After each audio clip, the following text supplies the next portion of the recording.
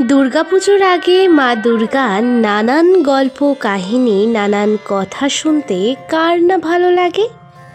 সবারই ভালো লাগে। আর আমার তো সব থেকে ভালো লাগে বাড়ির দুর্গাপুজোর কথা। হ্যাঁ, যেই সকল বাড়িতে দুর্গাপুজো হয় সেই বাড়ির দুর্গাপুজোর কথা শুনতে তো আমার বেশ ভালো লাগে। আচ্ছা, এর আগে আপনাদের শুনিয়েছিলাম তারাপীঠের মা তারাকে শোল মাছ পোড়া ভোগে দেওয়া হয়। তবে জানেন কি, মা দুর্গাকেও ভোগে দেওয়া হয় শোল মাছ পোড়া? কোন মা দুর্গাকে শোল মাছ পোড়া ভোগে দেওয়া হয়? তবে আসুন জেনে নিই। এখন আমরা আলোচনা করব তেমনই এক বাড়ির দুর্গাপুজোর কথা, যেখানে মাকে ভোগে দেওয়া হয় নানান রকমের মাছ, যাকে ঘিরে রয়েছে নানান ইতিহাস। এই মাকে নাকি দুর্গাপুজোয় ভোগ দেওয়া হয় চিংড়ি মাছ, পোনা মাছ এবং শোল মাছ পোড়া। তবে চলুন জেনে নিই।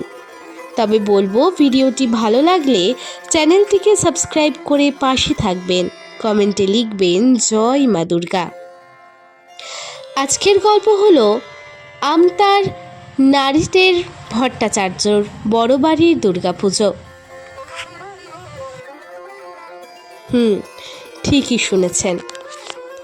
এই আমতার নারীদের ভট্টাচার্য বড় বাড়িকে নিয়ে অনেক ইতিহাস জড়িয়ে রয়েছে। আমতার নারীদের ভট্টাচার্য বাড়িটি হাওড়া জেলায় অবস্থিত। জানা যায় এই পুজো নাকি এই বছর অর্থাৎ 2025 সালে 511 বছরে পদার্পণ করল।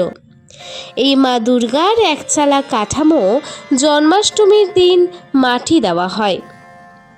তারপরে বংশ পরম্পরায় মৃৎশিল্পীরা এই প্রতিমাটি গড়েন এই কাঠামোতে। সপ্তমী থেকে দশমী পর্যন্ত মাকে নানান ধরনের ভোগ দেওয়া হয়। এই পরিবারের মহিলারা কাঠের উনুনে মায়ের নানান রকমের ভোগ রান্না করেন।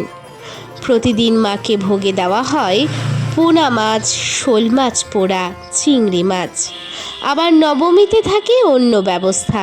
নবমীতে দেওয়া হয় মাকে ছাগল ও ফল বলি। তবে জানলেন তো কোন মাকে ভোগে দেওয়া হয় শোল মাছ পোড়া এবং চিংড়ি মাছ, পোনা মাছ? তবে আজকের ছোট গল্প এই পর্যন্তই।